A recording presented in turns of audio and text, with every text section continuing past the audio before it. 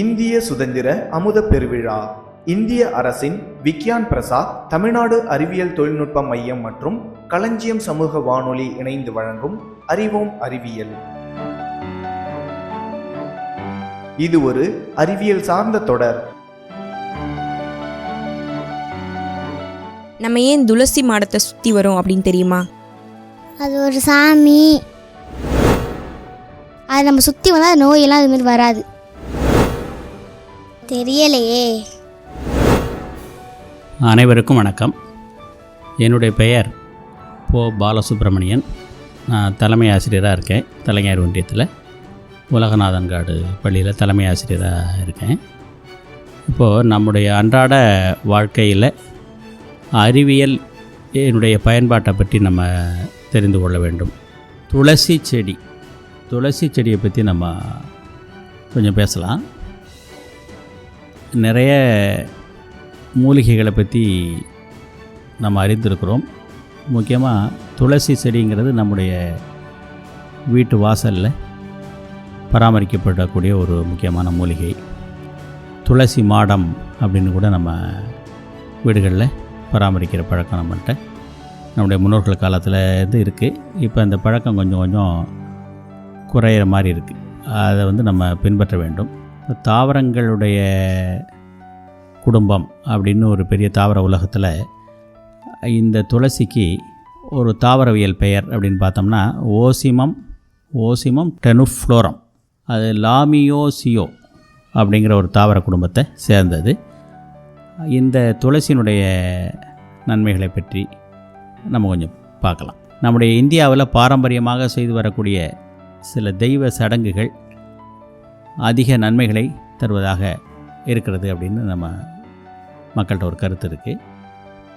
இவை நம்முடைய ஒழுக்கத்தை மேம்படுத்துவதோடு மட்டுமல்லாமல் நமது ஆரோக்கியத்தை மேம்படுத்தவும் உதவியாக இருக்கின்றது. இதில் நாம் காலமாக துளசி செடியை வணங்குவதை வழக்கமாக கொண்டிருக்கிறோம். அதற்கு என்ன காரணம் என்பது நம்மில் பலருக்கும் தெரிந்திருக்கலாம், தெரியாமலும் கூட இருக்கலாம். அதை நம்ம தெரிஞ்சுக்கணும். அதாவது இந்த துளசி செடியை நம்ம ஏன் சுற்றி வர்றோம், அதனுடைய நன்மைகள் என்ன, அதில் உள்ள அடங்கியுள்ள அறிவியல் உண்மைகள் என்ன அப்படிங்கிறத பற்றி நம்ம தெரிஞ்சுக்கணும். இந்த துளசி செடியை பொறுத்த வரைக்கும் துளசி செடியினுடைய அனைத்து பாகங்களும் மருத்துவ குணம் கொண்டதாக இருக்கிறது. இது கோவில் பூஜைகளில் அதிக அளவில் பயன்படுத்தப்படுகிறது. வைணவ கோவில்களில் துளசிக்கு அதிக முக்கியத்துவம் தரப்படுகிறது. அந்த வைணவ கோவில்களெல்லாம் பார்த்தோம்னா துளசி பூந்தோட்டங்களில் துளசி முக்கியமாக பயிரிடப்பட்டிருக்கும். சாணக்கிய நீதி அப்படின்னு ஒரு நீதியும் நம்ம கேள்விப்பட்டிருக்கலாம். அதில் உங்களை விட பலமான எதிரியை ஜெயிக்கணுமா, இந்த விஷயங்களை நீங்கள் ஞாபகம் வச்சுக்கோங்க அப்படின்னு சொல்கிறாங்க. என்ன விஷயம்னா, வீடுகளில் துளசி செடி பலரது வீடுகளில் வளர்க்கப்படுகிறது.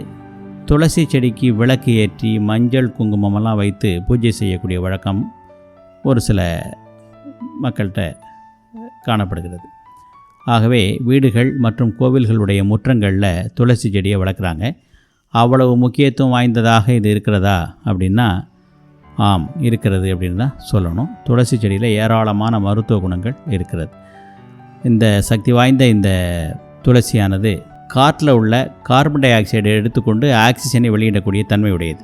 இதில் துளசி செடி மற்ற தாவரங்களை விட மிக அதிகமாக ஆக்சிஜனை வெளியிடக்கூடிய தன்மை உடையதாக இருக்கிறது. சுற்றுச்சூழலில் உள்ள காற்று மண்டலத்தை சுத்தப்படுத்தும் தன்மை கொண்டதாக இது இருக்கிறது. ஆகவே இந்த சாணக்கிய நீதி என்று சொல்லக்கூடிய ஒரு நீதியின்படி அதிகாலையில் இந்த துளசி செடியை சுற்றி வருவது என்பது ஒரு சிறந்த வழிபாட்டு முறையாக கூறப்படுகிறது. அதிகாலை 3 மணி முதல் 5 மணி வரை பிரம்ம முகூர்த்தம் என்று சொல்வார்கள். அந்த முகூர்த்த வேளையில் எதுவுமே சிறப்பாக இருக்கும். ஒரு படிக்கக்கூடிய பிள்ளைகளாக இருந்தாலும் சரி, அல்லது வேறு ஏதாவது பலவிதமான படைப்புகளை எழுதக்கூடிய எழுத்தாளர்களாக இருந்தாலும் சரி, அது மாதிரி பாடலாசிரியர்கள் இப்படி உள்ளவங்களுக்கு அந்த நேரம் ஒரு நல்ல மன அமைதியை தரக்கூடிய ஒரு நேரம் அப்படின்னு சொல்லுவாங்க. ஓசோன் அதிகமாக இருக்கக்கூடிய நேரம்னு சொல்லுவாங்க. அந்த அதிகாலை நேரத்தில் தான் ஓசோன் அதிகமாக இருக்கும். அப்படிங்கிறதுனால அந்த இயற்கையாகவே காற்றில் ஆக்சிஜன் அதிகமாக இருக்கும். நேரமான அதிகாலை வேளையில் துளசி செடியை சுற்றி வந்தால் பரிசுத்தமான ஆக்சிஜனை சுவாசிக்கலாம். துளசி இல்லாத மருத்துவம் அப்படிங்கிறதே கிடையாது. மருத்துவ உலகத்தில் துளசிக்கு மிக முக்கியமான இடம் உண்டு.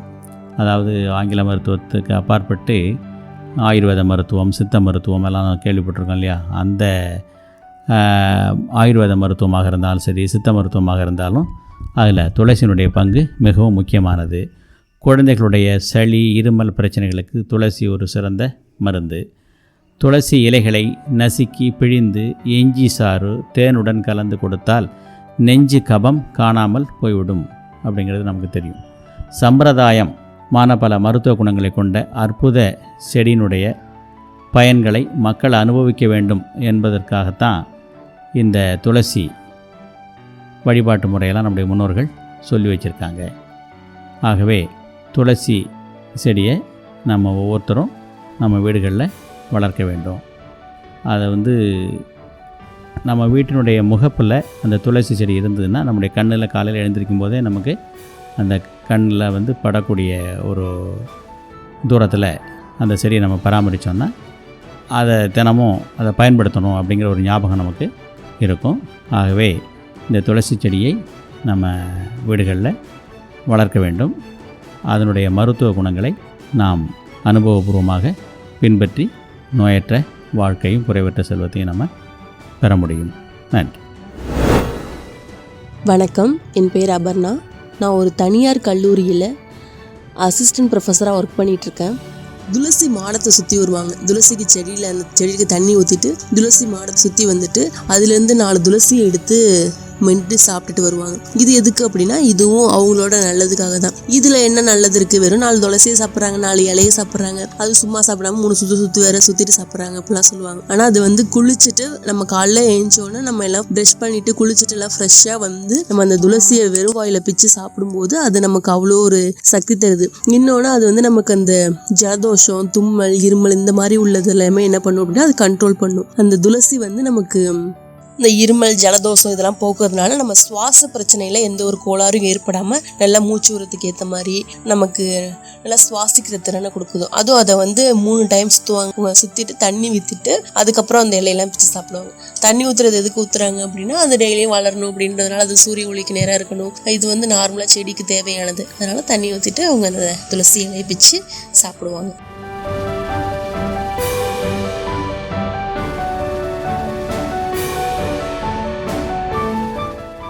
நம்ம ஏன் பொட்டு வைக்கிறோன்னு தெரியுமா?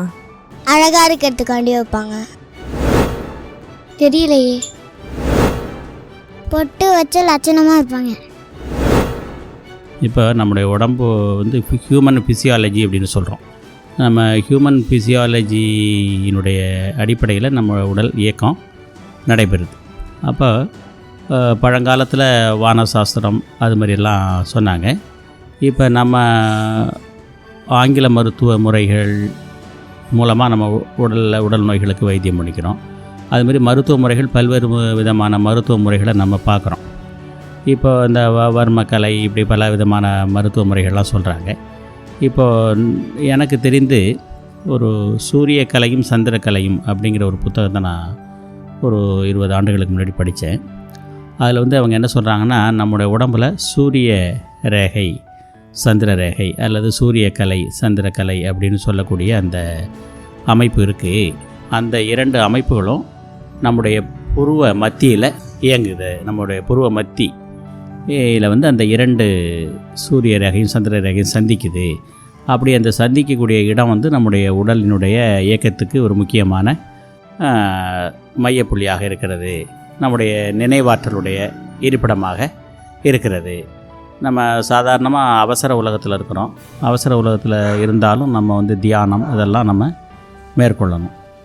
அப்போ அந்த பெண்கள்லாம் இப்போ குங்குமம் வைக்கிறாங்க, அந்த நெற்றியில் குங்குமம் வைக்கிறாங்க அப்படின்னா அந்த புருவ மத்தியில் வைக்கிறாங்க. அது குங்குமத்தில் பல மூலிகைகள்லாம் இருக்குது.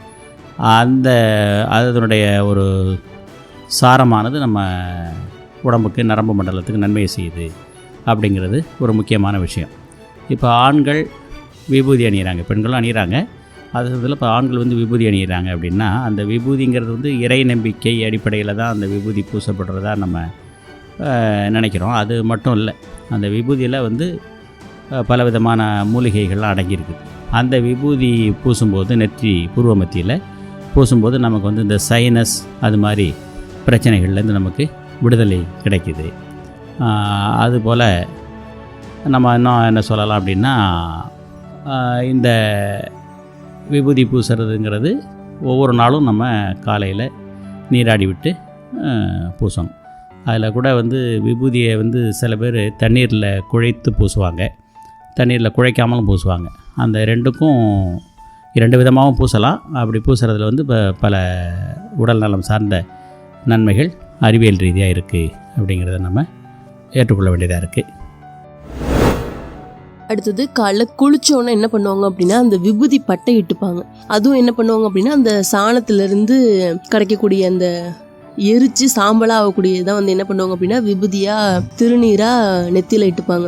அது குளிச்சோன்னே ஆண்கள்லாம் என்ன பண்ணுவாங்க அப்படின்னா மேனியில் கூட அதை பூசிப்பாங்க. அதுவும் ஒரு கிருமி நாசினி தான். அதுவும் கிருமி நாசினியாக நம்ம உடம்புல எந்த ஒரு பாக்டீரியா கிருமிகளும் அண்டாமல் அது நம்மளை பாதுகாத்துக்குது. இன்னொன்று அது நம்ம பூசும்போது நம்ம உடம்புல ஆல்ரெடி இருக்கிற கிருமி என்ன ஆகிடும்னா சுத்தமாகிடும். நம்ம குளிச்சுட்டு வந்து தான் பூசுவோம். இதுக்கப்புறம் வரக்கூடிய கிருமிகளும் நம்மளை அண்டக்கூடாது அப்படின்றதுனால அதை நம்ம பூசுகிறோம். இன்னொன்று அதை பூசுறதுனால இன்னும் கொஞ்சம் நமக்கு வந்து வாசனையாக இருக்கும். அது எப்படி அப்படின்னா அது என்ன வெறும் சாம்பல், அதை பூசினா எப்படி வாசனையாக இருக்கும் அப்படின்றீங்க. நம்ம அந்த மேலே இருக்கக்கூடிய அந்த வேர்வை ஸ்மெல்லு வராமல் அது கண்ட்ரோல் பண்ணி நார்மல் லெவலில் வச்சுருக்கோம். அதுதான் நான் வாசனைன்னு சொல்கிறேன்.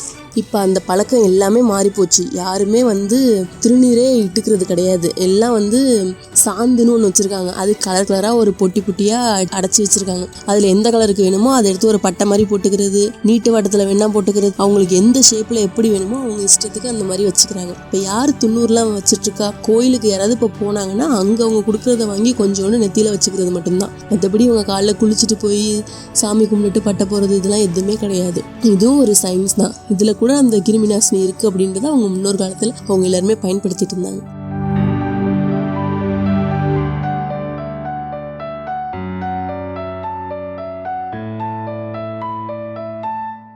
நம்ம ஏன் நடைப்பயிற்சி செய்கிறோம் தெரியுமா? அது நம்மளுக்கு வந்து உடம்புல வந்து நல்ல கெட்டதெல்லாம் வராமல் இருக்கிறதுக்காண்டி. நம்ம நடந்து போனால் உடல் உறுப்புகள்லாம் செயல்படும். நம்ம நடந்து போயிட்டு இருந்தா நம்மளுக்கு ஜாலியாக இருக்கும்.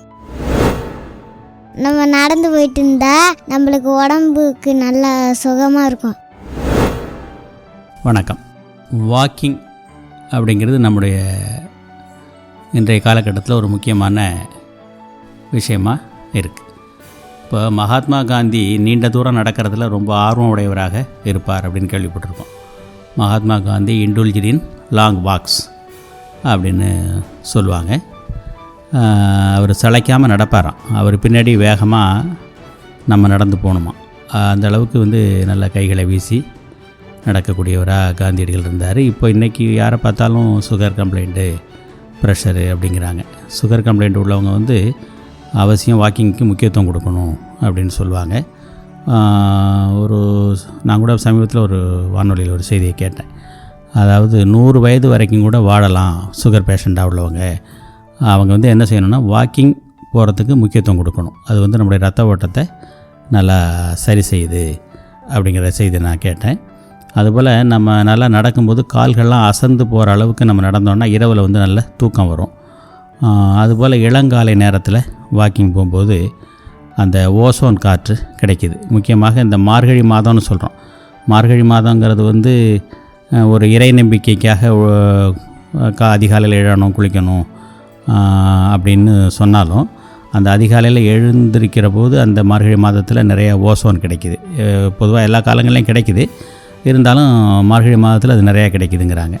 ஆகவே அந்த அதிகாலை நேரத்தில் நம்ம வாக்கிங் போகும்போது ஓசோன் காற்று நிறையா கிடைக்கிது. வாக்கிங் போகும்போது நிறையா வியர்வை வெளியாகுது. அப்படி வெளியாகின்ற போது நம்மளோட உடம்பில் உள்ள தேவையற்ற கொழுப்பு இதெல்லாம் கரையிறதுக்கான வாய்ப்புகள் இருக்குது.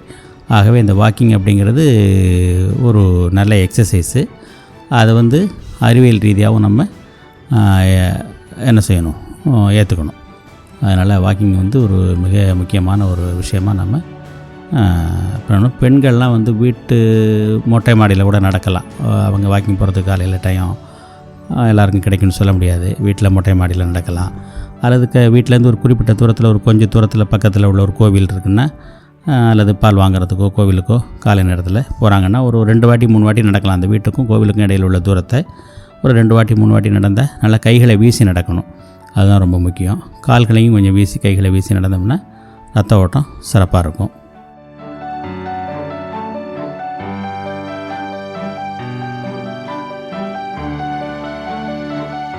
நம்ம ஏன் வேப்ப மரத்தை சுற்றி வரோம் அப்படின்னு தெரியுமா? அது ஒரு சாமி, அதனால நம்ம சுற்றி வரோம். அது ஒரு சாமி, நம்ம சுற்றி வந்தால் சாமி நம்மளுக்கு துணையாக இருக்கும். தெரியாது. அதை நம்ம சுற்றி வந்தால் நம்மளுக்கு நோயே வராது. வணக்கம். நம்முடைய அன்றாட வாழ்க்கையில் நம்ம நிறைய செடி கொடிகள் தாவரங்களை பார்க்குறோம். இப்போ முக்கியமாக நம்ம எளிமையாக கிராமங்களாக இருந்தாலும் சரி நகரங்களாக இருந்தாலும் வேம்பு அப்படிங்கிறது நமக்கு நன்கு அறிமுகமான ஒரு தாவரம். அதுபோல் அரச மரம், அதுவும் நம்ம கோவில்களில், பள்ளி வளாகங்களில், அலுவலகங்களில், பூங்காக்களில் பார்க்குறோம். இந்த வேம்பு, அரசு ஆகிய 2 தாவரங்களுமே அதிக அளவில் பிராணவாயுவை வெளியிடுகின்றது. அதாவது ஆக்சிஜனை வெளியிடுது. அந்த மரங்களுக்கு அடியில் நம்ம பகலில் போய் ஓய்வு எடுக்கிறோம் அல்லது அந்த மரங்களில் உலாவிக்கிட்டு இருக்கோம், மரத்தடியில் உலாவரோம்னா அப்போ நமக்கு நிறைய ஆக்சிஜன் வாயு கிடைக்கிது. இது நம்முடைய சுவாச மண்டலத்துக்கு ரொம்ப நன்மையை செய்யுது. காற்றில் கலந்திருக்கக்கூடிய நச்சு வாயுக்களை அகற்றக்கூடிய சக்தி இந்த வேப்ப மரத்துக்கு நிறைய உண்டு. அம்மை நோயால் பாதிக்கப்படுறவங்களுக்கு பார்த்திங்கன்னா காலங்காலமாக என்ன பண்ணுறோம், வேம்பு இலைகளை வீடுகளில் அங்கங்கே தொங்க விட்ருப்பாங்க. அந்த நோயாளியுடைய படுக்கைக்கு பக்கத்தில் வேப்ப இலைகளை நிறையா வச்சுருப்பாங்க. அந்த வேப்ப இலைகளால் அவங்க உடம்புல நீவி விடுவாங்க. அது எல்லாமே அந்த வைரஸ்களை கொல்லக்கூடிய ஒரு ஆற்றல் வாய்ந்தது வேம்பு அப்படிங்கிறத நம்ம தெரிஞ்சிருக்கிறோம். ஆகவே இந்த வேம்பு, அரசு போன்ற இந்த தாவரங்களுடைய மருத்துவ குணத்தில் அறிவியல் அடங்கி இருக்கிறது என்பதை நாம் மறக்கக்கூடாது.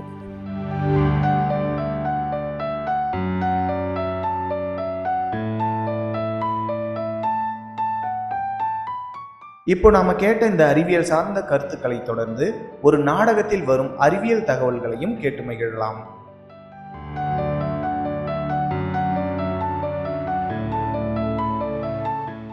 ஏன்க்கா இந்த வேப்ப மரத்தை சுற்றிட்டு வராங்க? அதில் சாமி இருக்கும்னு நினைக்கிறேன்டா. அப்படி இல்லை, நம்ம வேப்ப மரத்தை சுற்றினா நிறைய ஆக்சிஜன் கிடைக்கும். அக்கா, அப்புறம் ஏன் நம்மளை புளிய மரத்துக்கிட்ட போகக்கூடாதுன்னு சொல்கிறாங்க? அதில் பேய் இருக்கும். அப்படியெல்லாம் இருக்காதுடா. ஆமாம், புளிய மரத்தில் பேயெல்லாம் இருக்காது. அதனால தான் பக்கத்தில் போகக்கூடாதுன்னு சொல்கிறாங்க. புளிய மரம் நைட் நேரத்தில் கார்பன் டை ஆக்சைடை வெளியிடுது. அதனால தான் நைட் டயத்தில் போகக்கூடாதுன்னு சொல்கிறாங்க. அப்படி நம்ம போனோம்னா நமக்கு மூச்சு பிரச்சனை வரும், நம்மளால ஒழுங்காக சுவாசிக்க முடியாது, நம்மளுக்கு ஆக்சிஜனே பத்தாது. அதனால தான் நைட் நேரத்தில் புளிய மரத்துக்கிட்ட போகக்கூடாதுன்னு சொல்கிறாங்க. வேப்ப மரத்தை வளர்த்தோம்னா நிறைய ஆக்சிஜன் கிடைக்கும். அதனால தான் எல்லா வீட்லேயும் வேப்ப மரம் இருக்கும். அப்படியா? சரிக்கா.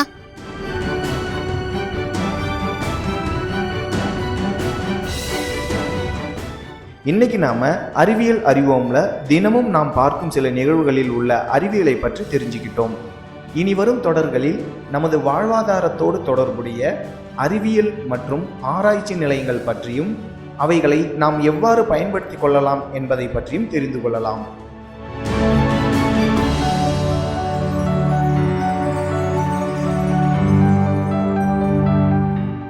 என்ன நேயர்களே, தொடர்ந்து இந்த நிகழ்ச்சியை கேளுங்கள்.